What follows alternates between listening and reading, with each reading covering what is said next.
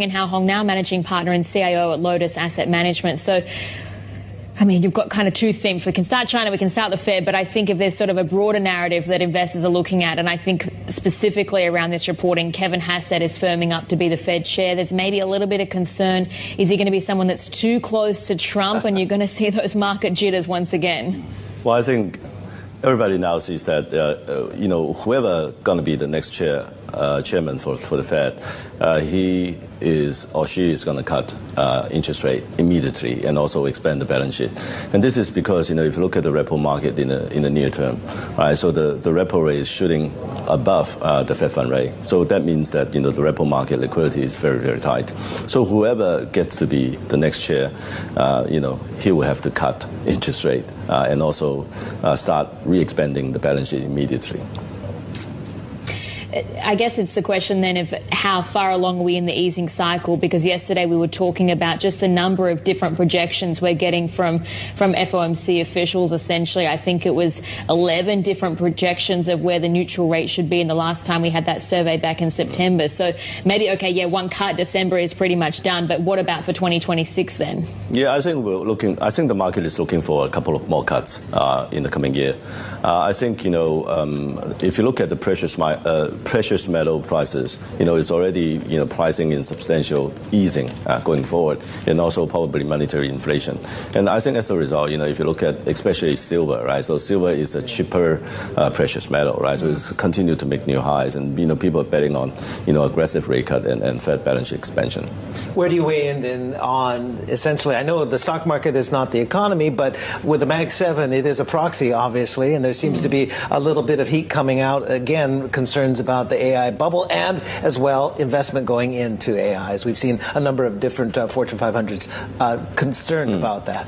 Yeah, I think, before this quarter, the capex that is going into the AI sector is actually still being funded by free cash flow. So I think as a result, I think before this quarter, everything looks okay-ish. But I think getting into this part, where, you're actually extending credits and borrowing money to do your capex, then, there could be a cash flow problem going forward. And also, if you look at the valuation of the Mag 7, right, many of the related stocks, they look really frothy. So I think, we are getting into a bubbling stage. But I think, at the last stage of the bubble is the part where you get most of the return. Where are tariffs going to play in the inflation story going into 2026? I think tariff, on one hand, tariff is going to suppress demand, because the price has increased, especially essential items for many of the U.S. Americans. But I think, in general, I think the effect from the import taxes is going to be lifting pricing pressure for the U.S. So I think as a result, as you can see, on one hand, the Fed is bound to cut interest rate, but then on the other hand, inflation pressure is actually rising, and that is auguring for monetary inflation. How do you game it out, though? Because I think that obviously there's delayed transmission on that. I mean, right now you've got, for instance, sort of the whole thing just being kicked down the can. You've got the can being kicked down the road. But Trump says he's going to be going to China in April of next year. I mean, maybe that's the point. You actually see some progress. One should hope so, right? So I think, at the part where the economy is still not in the recession, and also, the price pressure is rising, but not like very substantial pressure on the economy, and then the Fed starts cutting interest rate, this is the part where risky assets actually outperform. So my next question is kind of pivoting as well into Asia, and that's the situation with the U.S. dollar. We're going to talk about the yuan a little bit later. That's right. That is inching stronger slightly towards the 7 handle. But what's your outlook, given all what's going to happen with the Fed and the interest rate cut environment? What's going to happen with the dollar? Yeah, I think the dollar is in a secular downtrend. Right? So once the Fed start cutting, once the inflation pressure in the U.S. economy is starting to be felt by almost everyone, everyone, then people would, start pricing in a further dollar weakness. So it's a multi-year secular downtrend. But then, during this downtrend, of course, we're going to see some technical rebound. For example, in recent months, we're actually seeing, the US dollar stabilize around 96, and now it's back up to 100 level. So I think, you're going to see, many of these technical rebounds along the way. But I think overall, in the coming years, the US dollar secular downtrend is going to continue. Can you just go back then, I guess, to your commodities call and as well how the direction of the dollar plays into that? Well, a weak dollar would be good news for commodities, obviously. Exactly, and, so besides the precious metal price I mentioned just now, if you look at copper price, for example, right, so, it's going through the roof. Aluminium is going through the roof as well. So I think, their strength is going to continue, as long as the expectation for monetary inflation is in place. But also the expectations of tariffs as well, with the copper story, with a lot of the inventories being brought into the United States ahead of any potential tariff shock. And that's why we're seeing fresh records in copper. Yeah, I think, he's trying to make up his mind, what to do with the copper tariff. He's wavering. But I think, even if, he hasn't made up his mind on the duty, on the import duty, I think, we're at the part of the economic cycle where, commodities tend to outperform. On the AI story as well, because you mentioned that we're getting toward the end of that bubble. What does a deflation of the bubble look like? Are we coming into a burst? Is it going to be a slow deflation? What's the characteristics, do you think? Yeah, I think all bubble burst at the end. Right? So, we've seen many of these episodes happen. I think even in 2022, right? So when the Fed started raising interest rate, we actually saw the tech bubble deflated by 30%, which is quite substantial. So I think this time around, the bubble is even bigger than before. Everybody is putting in tremendous amount of capital into the sector.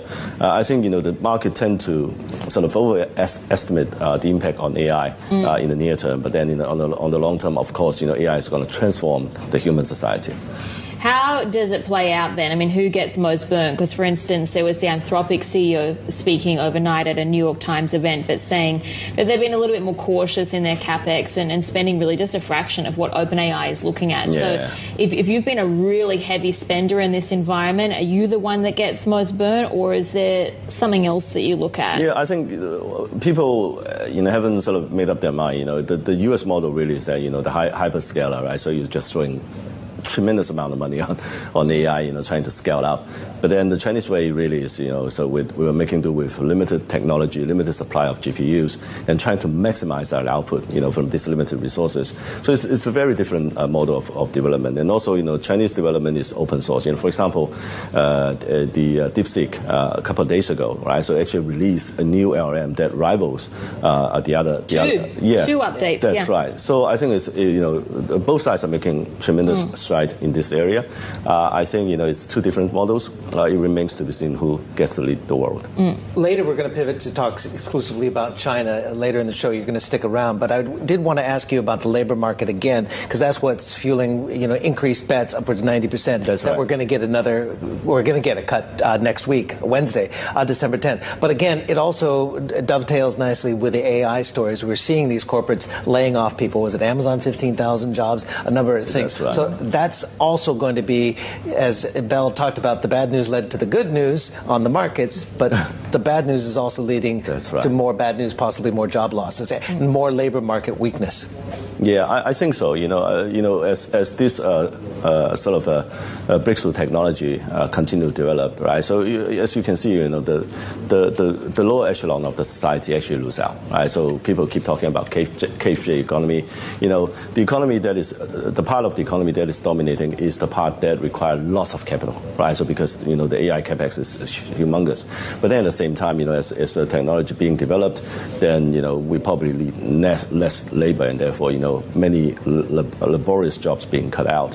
So I think as a result, later on, many of these jobs would have to be transformed into the other parts of the society where they find new ways to make a living. For example, these days, we have YouTuber, we have people, KOLs on the internet is making like millions of dollars, and then this is an entirely different lifestyle that cannot be imagined a few years ago. All right, Hao Hong, stay with us because, as we said, we're going to get more views on China in particular. But